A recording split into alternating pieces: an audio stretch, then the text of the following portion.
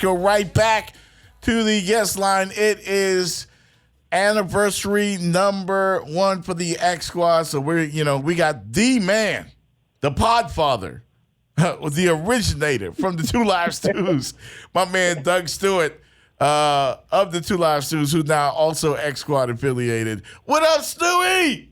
What's going on, brother? How you doing? Hey, we're doing great, man. Myself here with Gigi Fontaine and What's up, Gigi Fontaine? Hey.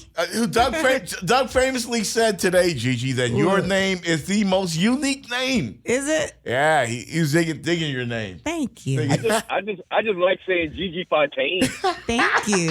I do too. Yeah, hey, Stewie, man. I know you about that life in the New York life, man. Congratulations to you. Of course, you're still doing your sports radio, but also saving lives with New York life and doing a good thing.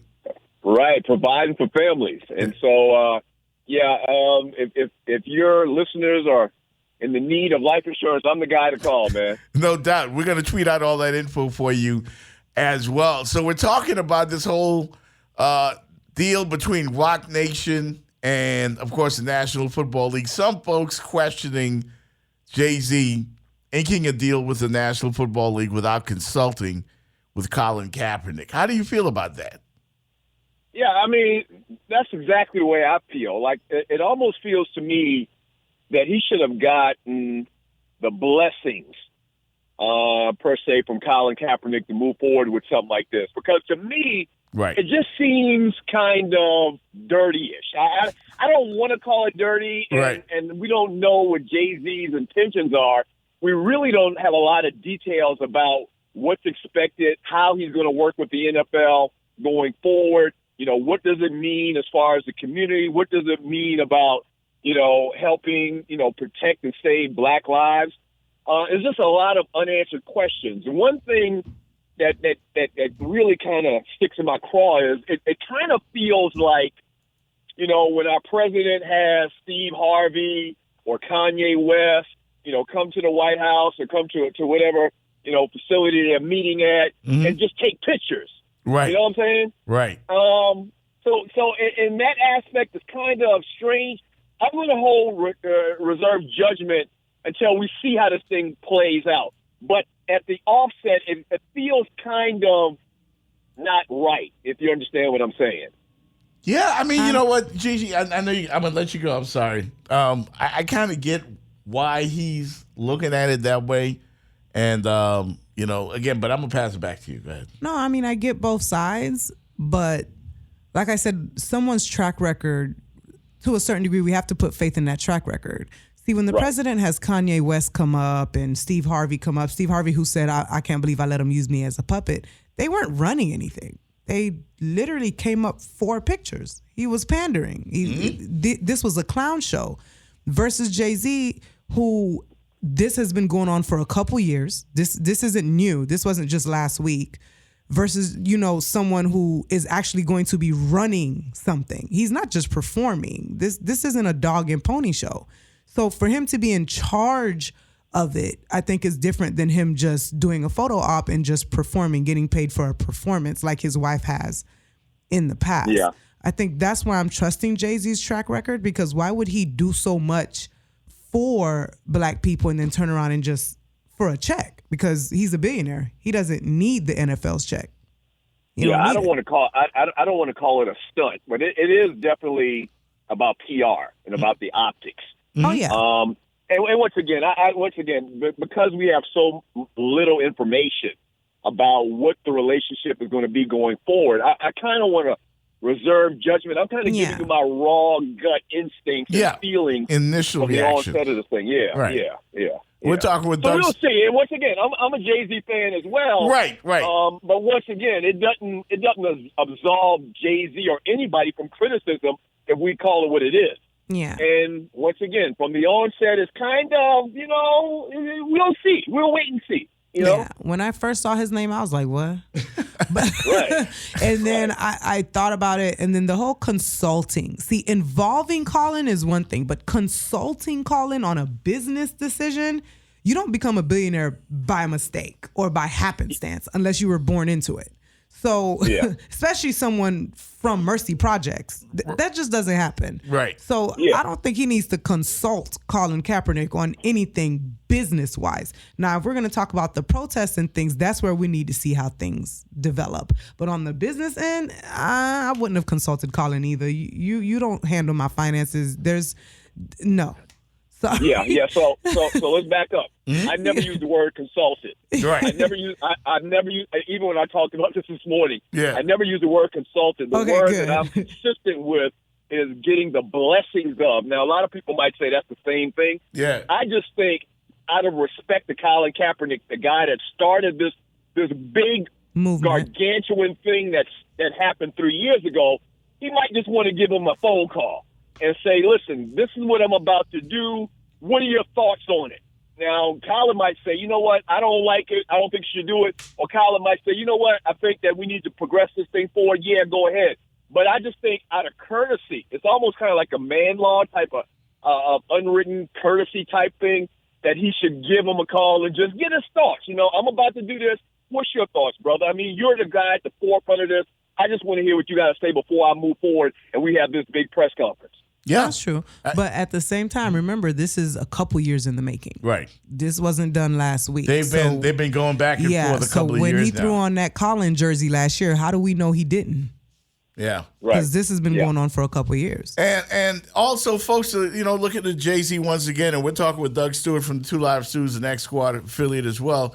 Folks were looking at Jay-Z a certain way because he told Travis Scott, I'm hearing that he told Travis Scott and those guys, not encouraged them rather not to perform. Agree. He didn't want them to be puppets. And then he cuts the deal. But I think Jay-Z has a plan, and I think Jay-Z's plan, Doug, is almost like, if you look at this as a strategy to infiltrate. You know what I'm saying? Right. To infiltrate and use that power that he obviously has with Roc Nation to somehow help them with some of the problems they have with working with social justice, and eventually perhaps bringing Cap in. Yeah, I'm with Doug on this one. You know I think we should wait. Obviously, initially, we're all going to be like, whoa. We're speculating. We're all speculating. Right. But as far as passing judgment, let's give it a year. Let's give it 2. Let's see what's really going on. And you know what? One thing we can say about Jay-Z, clearly, he's a genius businessman. Mm-hmm. He knows how to make money. From the political side of things, he's clearly done well in that and maneuvering to his position in the industry right now. We should give him the benefit of the doubt. Yeah. That's all. Yeah. I totally am on board with giving him the benefit of the doubt. We'll see. For now. Yeah. For now. And Doug, I spoke with Chris Broussard last week. Had him on the show, and we talked about something like this. And what I mean by this is African Americans being able to invoke change by using their power. And when I say their power, I mean Jay-Z using Roc Nation and the strength of his brand. And we see that in the NBA with LeBron James and the whole, the Rich Paul rule thing, how they were able to use their influence and their power to get the NCAA to backpedal. They just revised it. But I think LeBron James and Rich Paul definitely had something to do with them revising it. What are your thoughts? Oh yeah, 100%. And this has been one of my sticking points for years. I wish these young guys knew the power in which they yield. Mm-hmm. If you remember a couple of years ago, at the University of Missouri, they had some racial things going on campus. And the football players came together and was like, listen, if something's not done, if the president isn't fired, we're not going to play Saturday. Right. The president was fired the next day. Mm-hmm. Like these guys, these young guys, they don't understand. It's because they're young, but they don't understand the power in which they yield. And to see the NCAA just fall back like they did after a couple of days of getting scorched on social media, whatever platform these guys have, because it was so ridiculous. I mean, it was so obvious that they were moving the goalposts all because of Rich Paul. They had to do. Just think about how powerful, how long the NCAA has been around. They've been around for over 100 years. Yep. And for them to just fall back the way that they did so quickly really shows the power and the impact that these young guys have through their voices. Yep. Also, and you know, with that being said, right? With that being said, it's the same thing almost that Broussard was talking about. We see that with the Jay-Z move, we see that with the Rich Paul move, and now we could possibly see this. He said, if we can get some of these star athletes, the Zion Williamsons of the world, to go to an HBCU, I mean, I don't know if that's something that's gonna happen because of the financial aspect, but it's something we would like to see happen when you could take control of your own destiny and your own situation. But you also have to. I'm sorry, Doug. Just to add to that before you guys go into the HBCU, you also have to read fine print on these things. I went back a little deeper, talked to a couple people. When the NCAA backpedaled, they really didn't. They allowed Rich Paul to continue and the agents who are already in play to continue. Anybody else coming up, they got to have that degree. Remember that day I was like, so how does this affect the next man coming up? Well, they have to allow Rich Paul and them to continue because their clients are too big. But the next man coming up does have to abide by the Rich Paul rule. No, they don't. Yes, you don't have to have the degree. Go look at how long the certification takes for the MBPA. It's if you have a deal with the what is NBAPA, it? The NBA. That's what I just told you. Now go look at how long that takes. Okay, I'll 4 do that. years. Oh, so you still have to do the 4 years of school. Now those guys are already in; they don't have to. Right. But those who are coming up have to now. Doug, do you think it's possible though that at some point that we can get more star athletes, and maybe TV contracts for HBCUs? Is that something that could happen? You know what? I went to South Carolina State University. This is another one of my quote unquote pet peeves. Went to South Carolina State University. Only played 1 year football there, but this is a topic near and dear to my heart. I have been saying this for years. Right. It wouldn't be as hard as we think to just change the pendulum to just switch to powerhouse HBCUs. All it would take literally is 4 years of the top recruits all committing to HBCUs. 4 years. Yep. You'd have 4 years if say, for instance, the top talent coming out of high school in the state of Florida, if they got together and in effect colluded and said, we're all going to Bethune-Cookman or we're all going to FAMU. Right. They did that 4 years in a row. All the talent that would have went to Florida, that would have went to Florida State, that would have went to Miami, is at this one school.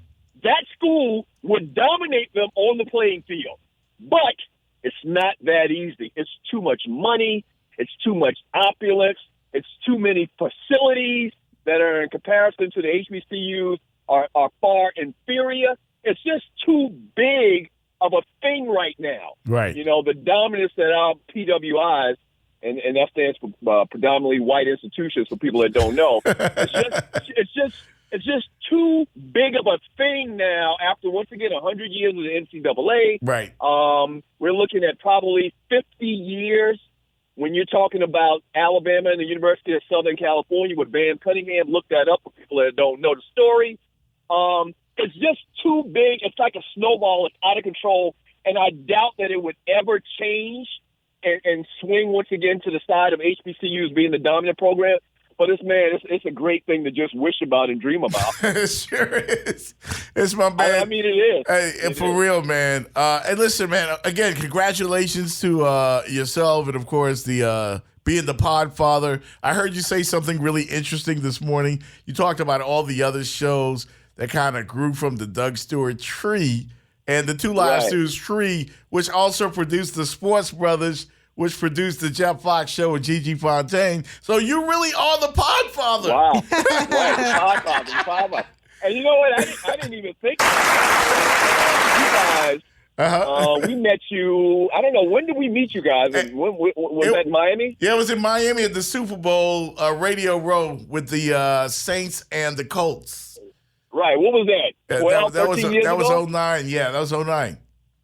Right? Yeah, okay, right? so 09, so, yeah. 10 years ago. Yeah. And if you include you and your partner with the Sports Brothers, yeah. I mean, and you look at all the podcasts, well over 20 podcasts coming from the coaching tree. Like I'm Bill Walsh, all right? Just call me the Black Bill Walsh. From the Doug Stewart coaching tree, man, we've had over probably 20 podcasts.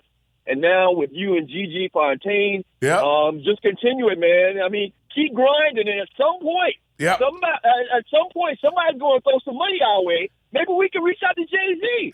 Maybe Jay-Z can get us some of that NFL Roc Nation money. Yes, we can get back on full time. You know what I'm saying? No doubt. And everybody told you $5 a week, man. You know, and just think of that residual income as we talked about. $5 a week would be great. $5 a week would be great. Hey, Doug, thank you, man. Follow him on Twitter, folks, at Doug Stewart NYL, which stands for Doug Stewart New York Life, and get you some life insurance while you're at it. Hey, Doug, thanks a lot, man. Guys. Appreciate you. Bye-bye. No doubt. That's Doug Stewart, man, from the 2 Live Stews.